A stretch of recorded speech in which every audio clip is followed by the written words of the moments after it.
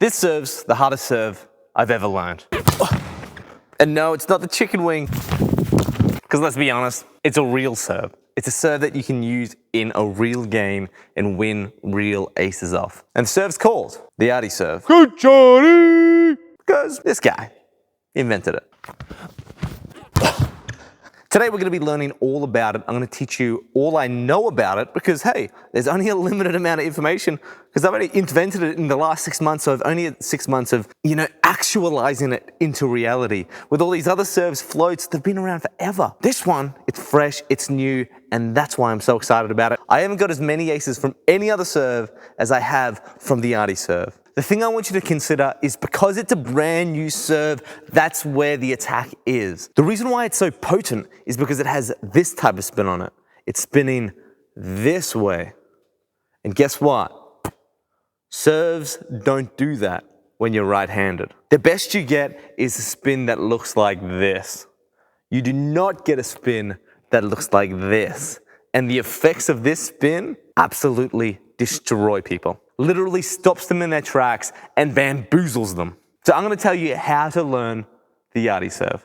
Let's get into it. First, you need to start learning how it feels to contact the ball with the back of your hand. We're not putting any spin on it just yet. We're just going to be contacting it with the back of our hand, just so we understand how it feels. Because how many reps have you got hitting the ball with the back of your hands? Probably very few. So we just want to get used to it. When you're getting used to it, try and aim the serve. Go left, go right, go short. Try and get that control that you usually have with the front of your hand. Step 2, karate chop. That's a similar motion of what I do when I do the Artie Serve. When I'm contacting the ball, I'm actually contacting it like this. I'm contacting it with the back of my hand, but it's more of a karate chop and I'm slicing this part here. It's a spin like that. See how it's spinning that way? Bang, bang. Chop, chop, slice, and dice. That's the type of spin we're creating.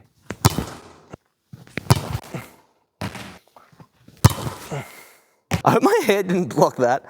What I saw just then was the ball, it slowly just did a little bit of spin like that. And that's all we need, all right? We are deceiving the other players with attacks they don't even know exist. That's one really big part of it.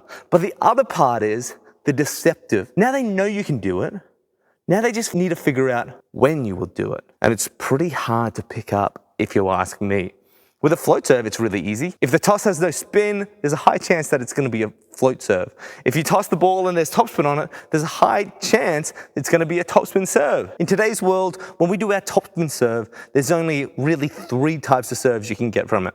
One full power topspin, one hardcore side spin, and the third a hybrid to a float, which is an advanced serve.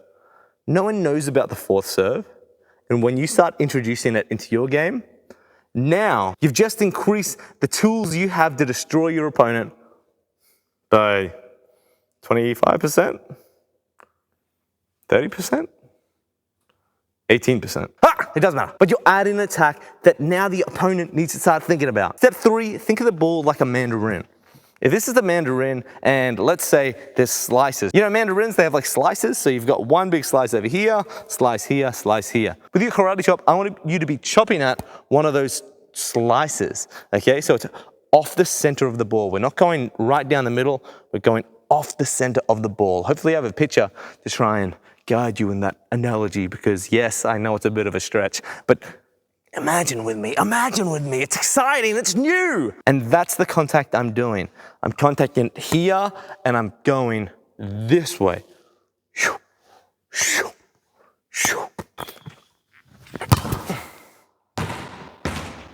See that spin I'm adding onto it? I'm hitting it this way and it's curling that way. I know it doesn't show up on camera, so that's why I'm gonna use kids' ball so you can see the dramatic change with the ball spin. You see that? That's an exaggerated amount of spin, but that's what the effects have. Imagine receiving that type of ball. One more time, let me see if I can do this.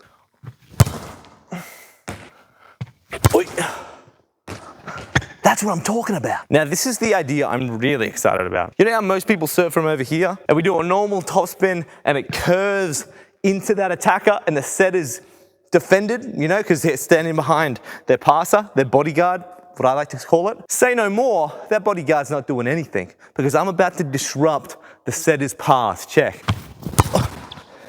Did you see it? It curved around and it would have hit the setter while they were trying to run through. You could cut the setter off while they run.